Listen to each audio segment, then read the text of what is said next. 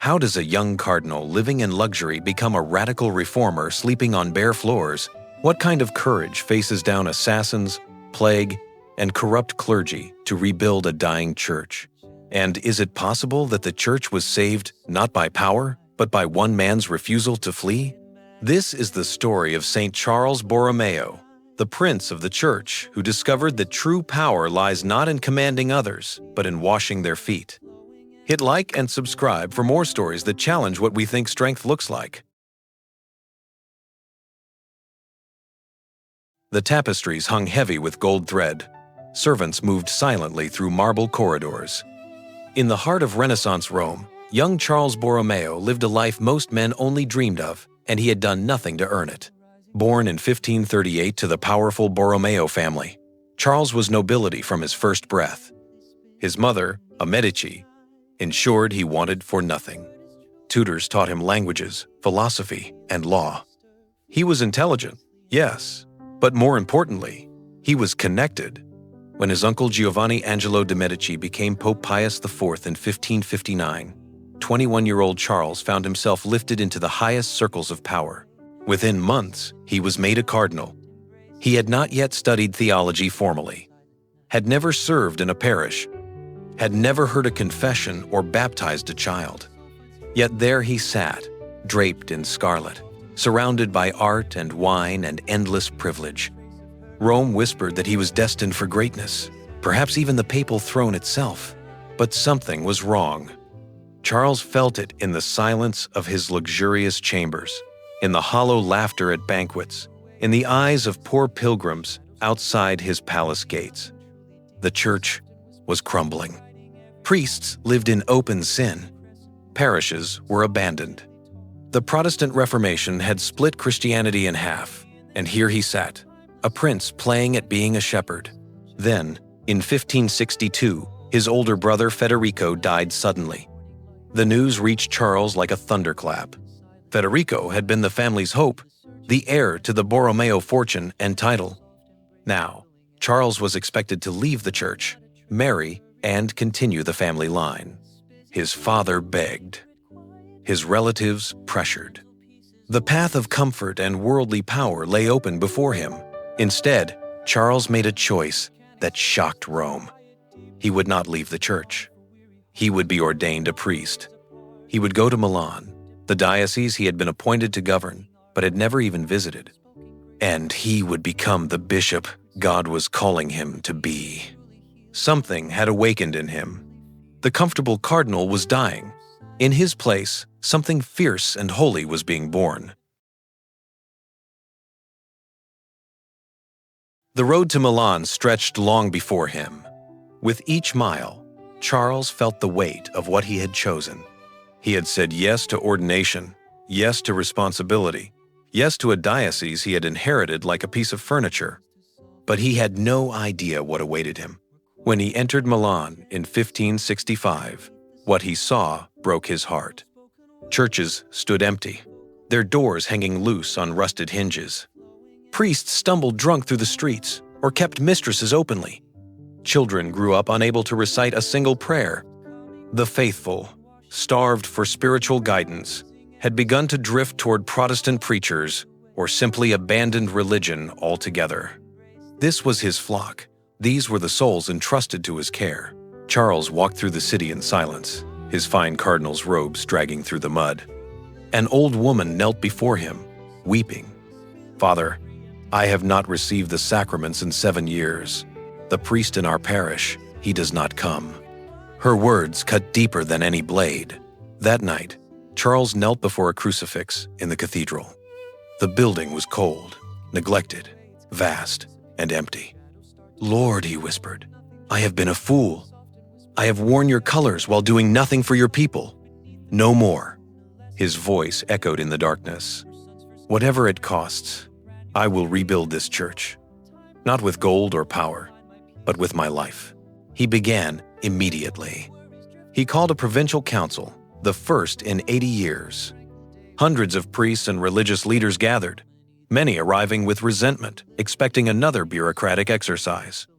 Instead, Charles stood before them, no longer the soft Roman cardinal, but a man on fire, "We are shepherds," he said, his voice steady and clear. "Our sheep are dying of hunger, and we have been feasting. Our churches are temples of God, and we have turned them into marketplaces. This ends now. We will reform, or we will answer to God for every soul we have lost through our neglect." The room fell silent. Some shifted uncomfortably. Others looked away. But a handful of faithful priests, felt something stir. Hope, perhaps. Or recognition that they had been waiting for someone to say what needed to be said. But knowing what needed to change was one thing. Finding the courage to change it would be another. The resistance came swiftly and from every direction. Wealthy monasteries, grown fat on donations and lax discipline, refused to accept Charles's reforms. "Who is this nobleman playing at holiness?"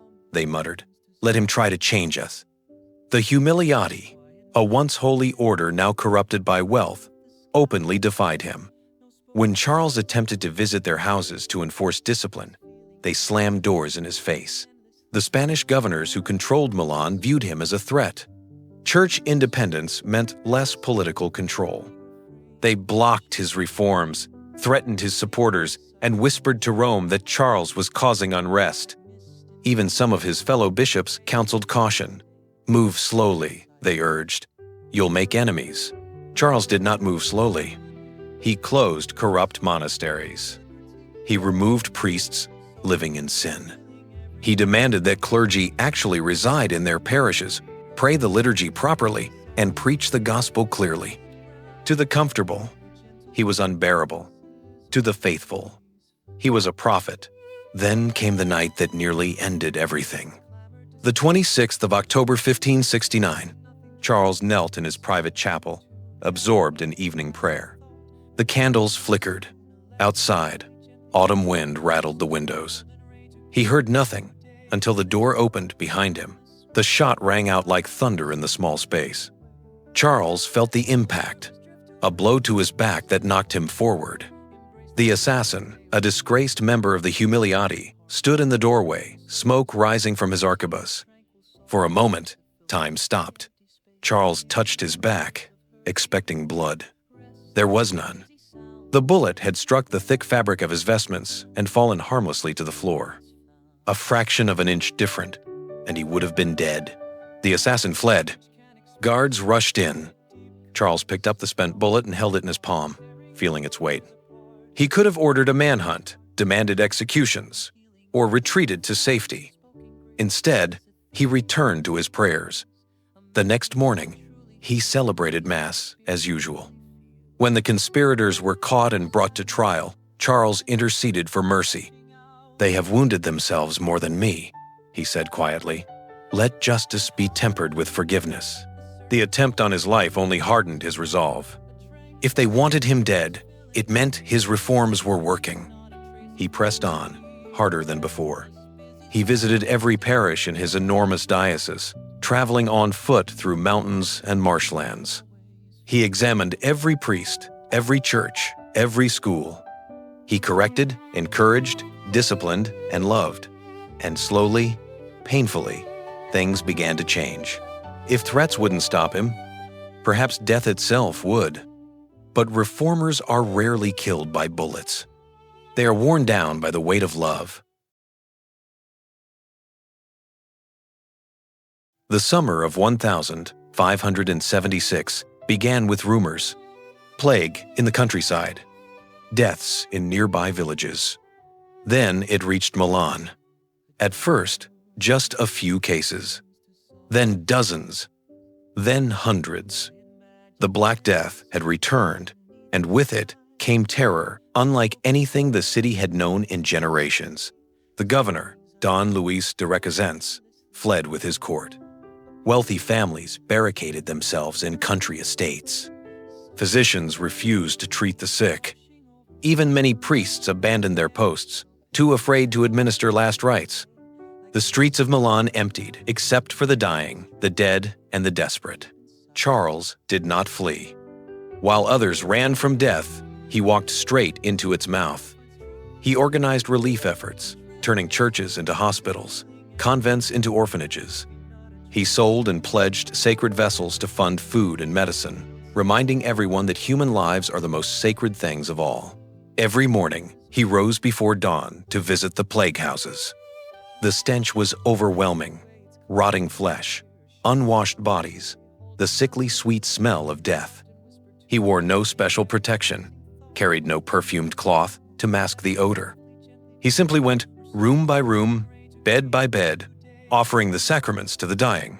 One afternoon, he found a family huddled in a cellar: a father, mother, and 3 young children, all covered in the telltale buboes. The father wept when he saw the Archbishop's vestments. "Your Eminence, you should not be here. You will die too." Charles knelt beside him on the filthy straw. "Then I will die doing what a shepherd should do, staying with his sheep." He heard their confessions. He gave them communion. He prayed over them until the end. All 5 died that night. Charles returned the next morning to help bury them himself. He organized massive processions through the city, thousands of people walking barefoot, carrying crucifixes, singing hymns of penance. Some criticized him for gathering crowds during a plague, but Charles understood something deeper. The people needed to know that God had not abandoned them, that the church had not fled. The processions became acts of faith in the face of annihilation. For 2 years, the plague ravaged Milan. When it finally ended, chroniclers recorded tens of thousands of dead, about a third of the city. Charles had been there through all of it, tireless, fearless, present. He had lost weight he could not afford to lose. His health, never robust, was shattered by exhaustion and constant exposure to disease. But he had not abandoned his people. The governor who fled was soon recalled in disgrace. The archbishop who stayed became a living saint in the eyes of his people. The plague would pass, but the memory of the archbishop who stayed would never die. The true revolution happened not in the dramatic moments, but in the patient, systematic rebuilding that followed. Charles had walked through death. Now he would teach others how to walk toward life. He founded seminaries, schools dedicated entirely to training holy, educated priests. Before Charles, most priests learned their trade haphazardly, if at all.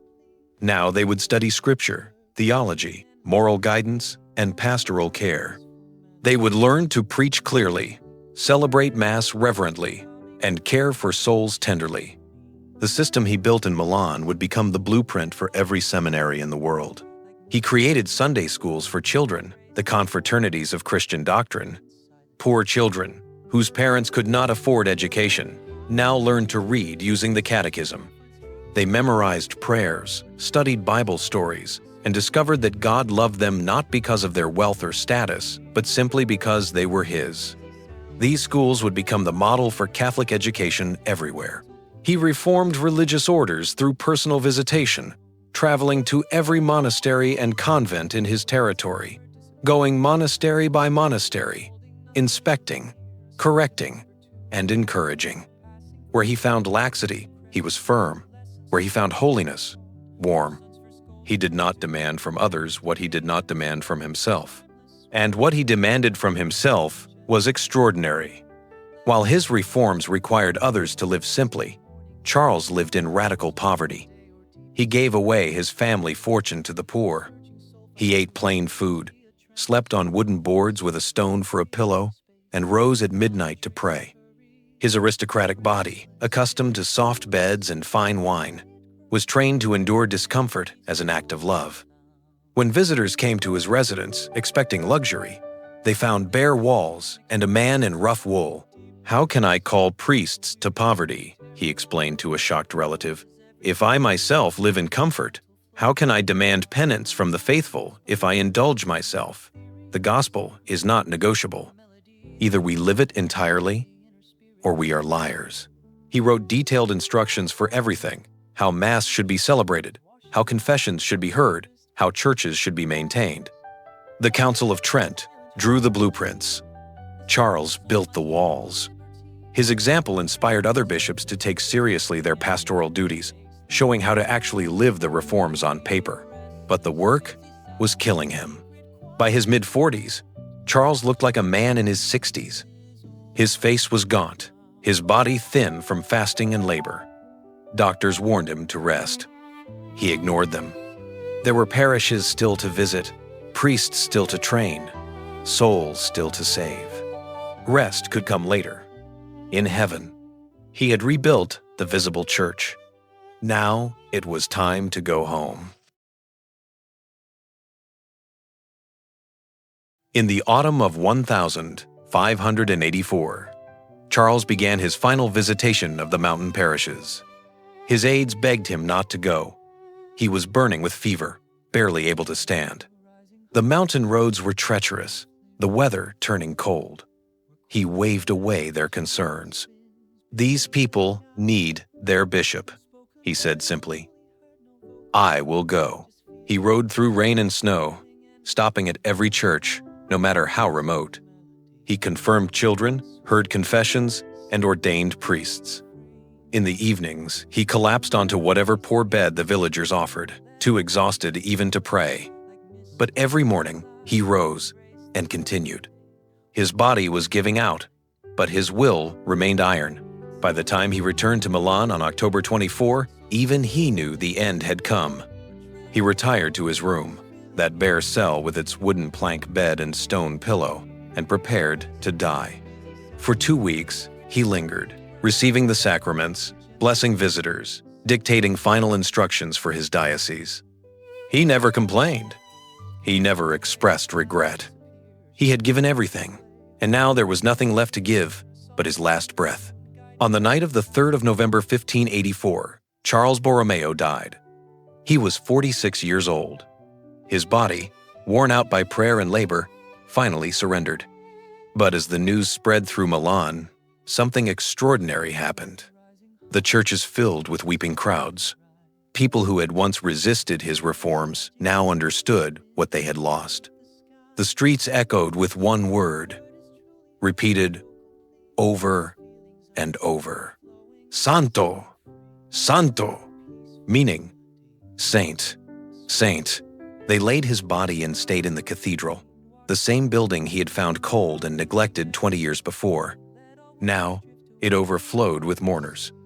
Rich and poor, clergy and laity, they came to see the Archbishop who had loved them better than his own life. Years later, his body was solemnly exposed for veneration in the Duomo, drawing crowds who had come to honor the shepherd who never fled. The reforms he had planted took root and flourished. Milan became the model diocese of the Counter-Reformation. Other bishops came to study what Charles had done and returned home to implement his methods. The seminary model he forged in Milan spread across Europe. The catechism schools multiplied. The vision of a church renewed from within, led by bishops who served rather than ruled, became reality. He had been born to rule from a throne. He died having knelt at countless bedsides. He inherited wealth and power. He left nothing but a legacy of holiness. The Cardinal Prince became the servant of servants. And in losing his life, he found it and helped a broken church find its way back to Christ. Today, when we speak of parishes, seminaries, catechism classes, and pastoral visitation, we echo the work of Charles Borromeo.